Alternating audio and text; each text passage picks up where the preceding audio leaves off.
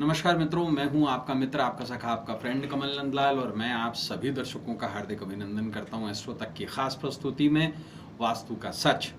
और हम लेकर आए हैं आज आपके लिए विशेष और ख़ास एक टॉपिक वास्तु का सच में। सबसे पहले आपको ये कहना चाहूँगा, एस्ट्रो तक को लाइक करें, सब्सक्राइब करें, शेयर करें हमारे वीडियोस यूट्यूब और फेसबुक पर, और साथ ही साथ तक एप्लीकेशन को डाउनलोड करके अपने जीवन को सरल, सुगम और सफल बनाएं। तो चलिए अब बात करते हैं आज के ख़ास विषय पे। तो मित्रों, आज का हमारा विषय है, कहीं आप भी तो नहीं लेते इन चीज़ों को उधार, हो सकते हैं अनस्टेबिलिटी का शिकार, यानी कि अनिश्चितता का शिकार हो सकते हैं, आपकी लाइफ अनस्टेबल हो सकती है। क्या क्या चीज़ें हैं? कुछ चीज़ों से बचकर आपको चलना चाहिए, वास्तु ये कहता है। ऊर्जा यानी कि एनर्जी जो है, it can never be created nor it can be destroyed, yes it can be transform. जो आप गिफ्ट लेते हैं ना, उसमें भी एनर्जी है। किसी से कुछ उधार लेते हैं तो उसमें भी एनर्जी है। ध्यान रखिए, पॉजिटिव और नेगेटिव दो ही तरीके की एनर्जी होती है, तीसरी एनर्जी नहीं होती है। पॉजिटिव एनर्जी हमारे लिए अच्छा करती है, नेगेटिव एनर्जी बुरा करती है। इन दोनों का समायोजन ही जीवन को अच्छा बनाता है। इसके अनुसार एनर्जी का जीवन पर बहुत गहरा प्रभाव पड़ता है। ऐसे में विशेष तौर से ध्यान रखें कि कोई ऐसी चीज़ उधार में ना ले जो आपके लिए दुर्भाग्य लेकर आए। क्या क्या चीज़ें हैं?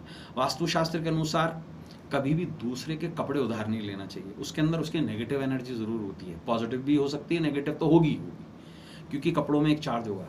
आपने देखा होगा, जब कभी भी हम सर्दियों के अंदर स्वेटर वगैरह उतारते हैं तो उसके अंदर एक एनर्जी होती है। वो एनर्जी अच्छी और बुरी दोनों हो सकती है, ध्यान रखें इस चीज़ का। दूसरी बात, कभी भी उधार न दें, न लें।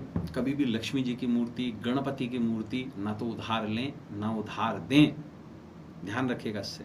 और इसी तरीके से शंख भी कभी उधार न लेना चाहिए ना देना चाहिए।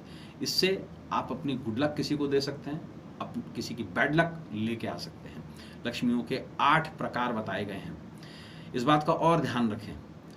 देखिए, कुछ ऐसी चीज़ें हैं जो उधार लेने से या देने से बहुत ज़्यादा फर्क आता है। जैसे किसी के मांगे हुए कलम, पेन कभी नहीं लेना चाहिए। दूसरी बात, क्योंकि कई बार ऐसा होता है कि आप किसी से कलम लेते हैं और वापस नहीं देते हैं तो आपके जीवन में आर्थिक समस्याएं बढ़ जाती हैं। कलम जो है वो बुद्ध का रिप्रेजेंटेशन है, और यही रिप्रेजेंटेशन वाणिज्यकरण का। किसी से पेन कभी उधार ना लें।